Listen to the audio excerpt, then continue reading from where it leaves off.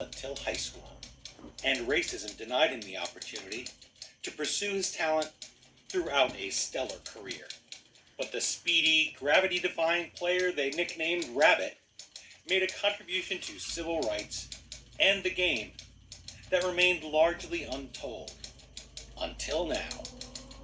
We'll meet the first man ever called a superstar next.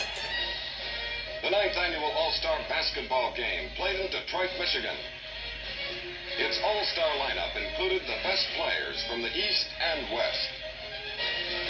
This is number 23 of the West team, Elgin Baylor. His sparkling play helped the West to an upset victory. Hello, history lovers, and welcome. I'm your host, Dean Carianis, and this is the History Author Show on iHeartRadio. Now #1 in podcasting, thanks to loyal listeners like you. In this episode, our time machine travels back to the American Civil Rights era to meet a man who fought the racial discrimination of his day on the basketball court while using his platform to support those battling in courts of law. We enjoy this 6'5" pioneer story in Elgin Baylor, the man who changed basketball, giving us play-by-play courtside for the man who invented hang time is award-winning cultural critic and sports writer Bijan C. Bain. You've seen his work in the New York Times and the Washington Post, as well as the Root, Boston Herald, Essence, and Washingtonian. Bijan Bain is a member of the United States Basketball Writers Association, a founding member of the Internet Baseball Writers Association of America, and an executive board member and media relations director for the Association for Professional Basketball Research.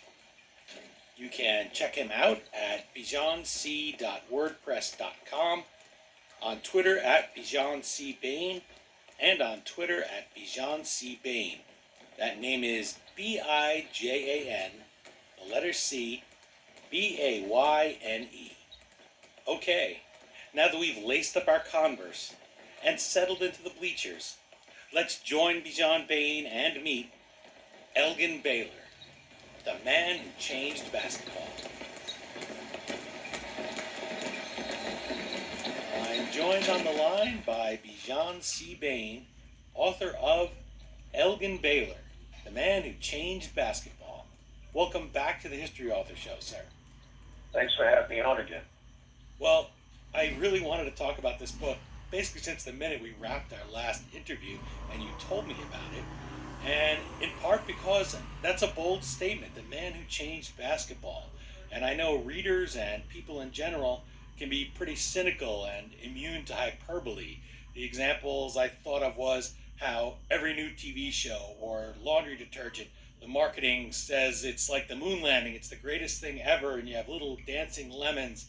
My grandmother, who came from Asia Minor, she used to say, in America, everything talks. Every commercial has something, a little fruit or a vegetable, your lots of soap powder. Yeah, your stomach, right? Everything is ripped out of you to be singing, and everything is just a big splashy production. You want to go out and get it, even if you're 6 years old and don't wash your own clothes. You think it must be great. That's an interesting outsider observation if you think about it. Yeah, right. We're just used to it, right? Like with baby food, there's a picture of a baby. In some countries, they put what's in the box on the can. Mm-hmm. So they come here, see a baby on the can, or a cat and a dog in the dog food can, and say, wait a minute, what? Is that what's in here? And of course, we're just used to those things. Nice, the outside perspective.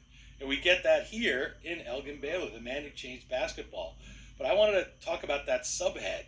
Here's a man the 1966 Sports Illustrated cover feature calls a tiger who can beat anything. He really lives up to that title. First man that's ever called a superstar in his field. So for those who doubt that, who say, man, he couldn't be that good, set the stage for us with a little alternate history. How is basketball different today had Elgin Baylor never stepped onto the hardwood?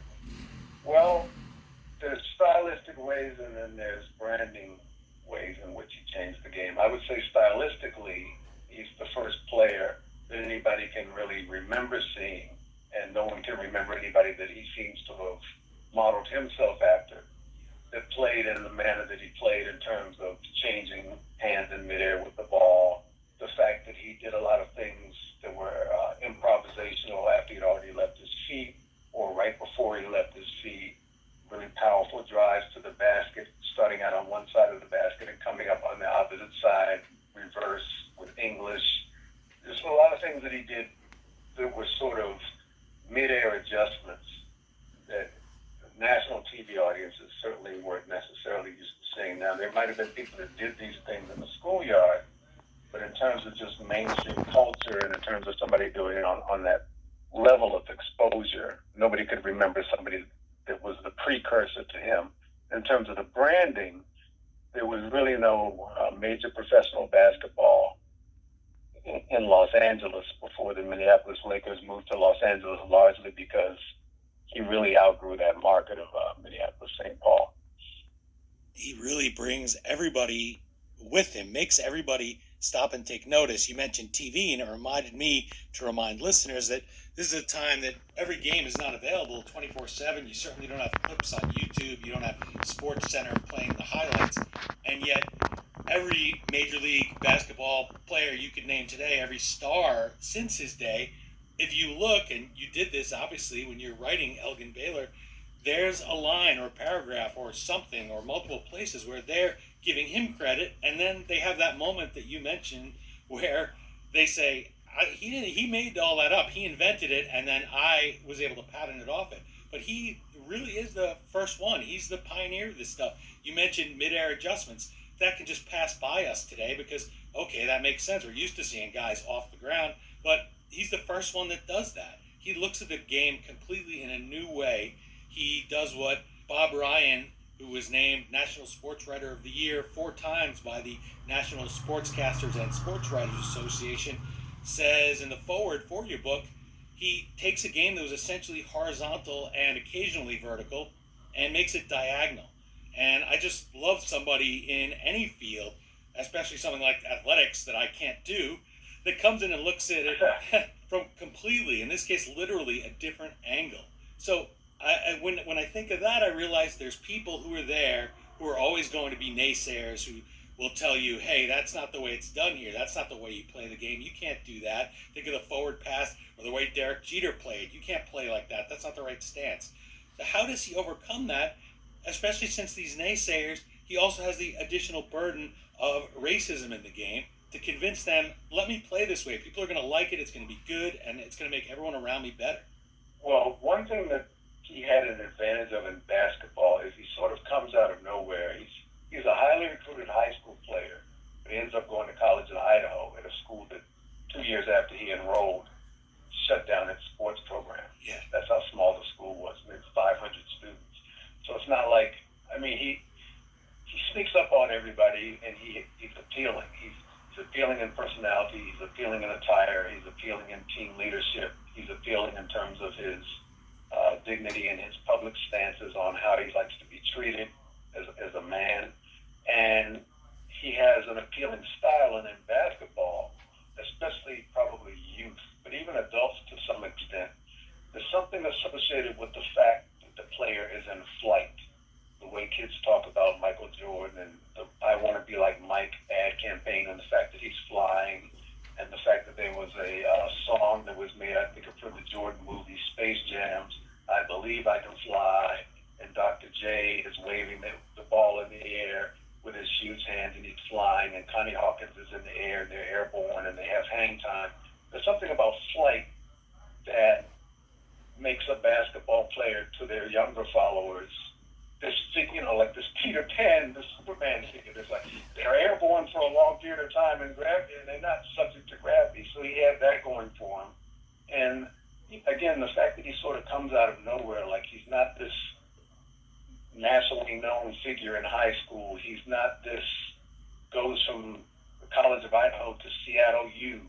Then he's in Minneapolis. It's like, he's not Oscar Robertson in high school or Will Chamberlain with like 400 colleges are beating down his door. And then he's this person who can do these magical things in the air. And there's something about being in the air in basketball that separates it from, football and